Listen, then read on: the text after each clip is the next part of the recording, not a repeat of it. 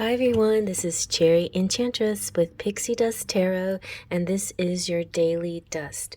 We're already in November for November 1st, Tuesday, November 1st, if you're watching in real time, but this can be for any time you stumble upon it.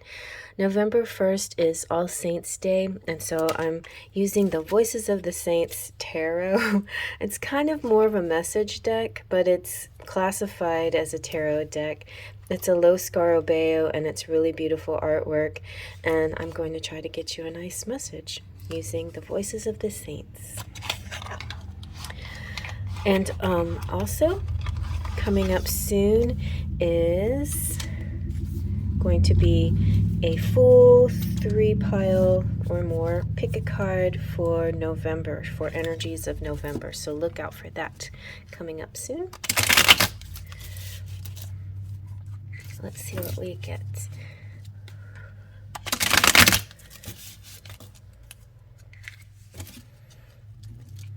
Or who we get.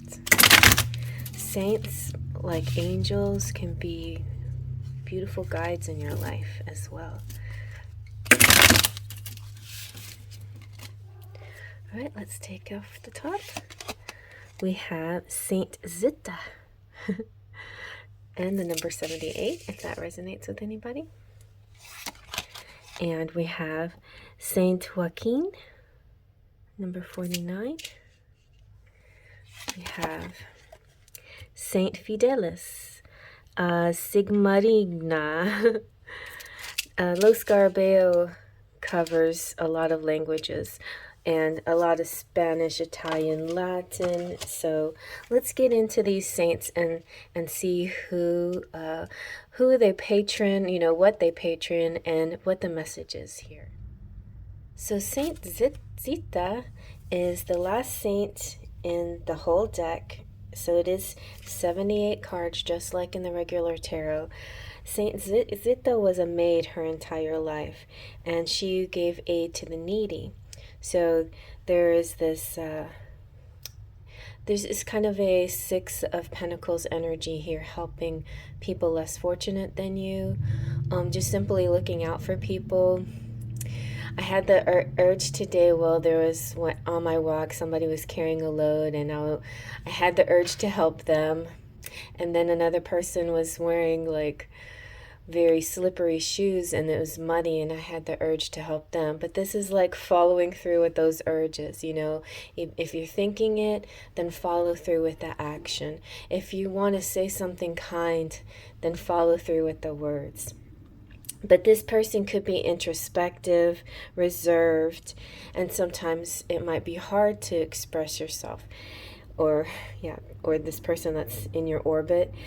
But it is a faithful person, somebody who has a lot of faith, and somebody that you can count on. Then Saint Joaquin Pater is about fathers and grandfathers. This saint protects those husbands, fathers, and grandfathers, and this is the father of Virgin Mary. So he's very wise and loyal man and very serene. So these combined, so far we have somebody who has a generous spirit, has a generous heart, but doesn't always follow through with their instincts or their immediate thoughts. Sometimes they second guess themselves or keep to themselves, keeps quiet. So I feel like Spirit is saying, go ahead and follow through, say those things that you need to say, and do those actions, those good deeds that you feel like you should do. And then it's not getting in the way of the person, but I could see how sometimes there's this energy of like not wanting to impose, or letting each person take care of their own needs, like every man for themselves attitude. Maybe a person here grew up on that philosophy, every man for themselves, and yet there's a part of this person that's saying, no, I want to help, I want to reach out to them. So here's 36 is Saint Fidelis Sigmarigna, and this This guy's from Germany, and he's a Franciscan and a preacher in Austria, and he was executed for his faith. So sometimes there is like a fear, like back here we're talking about faith, and maybe so you fear some kind of persecution if you try to do something, if you try to help. Maybe you feel like you'll either be rejected or put down or laughed at or said like, oh yeah, you think you can help me, or oh yeah, I'm fine, you're the one that needs help, like that kind of like a comeback or something like from somebody, instead of a defensiveness from somebody, because maybe there's that a little bit of defensiveness in you too, like sometimes when people try to want to give you help and want to share with you, then maybe you have that kind of attitude like, oh, do they not think that I can handle it on my own? So maybe that's why there's this play, going on in your feelings and your sensitivities. But I feel like the bottom line is,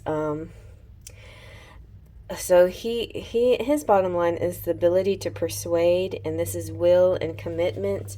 I feel like it's time to step out of those preconceived notions. Go with your intuition and what you truly want to do, despite what you might think might turn into persecution or rejection.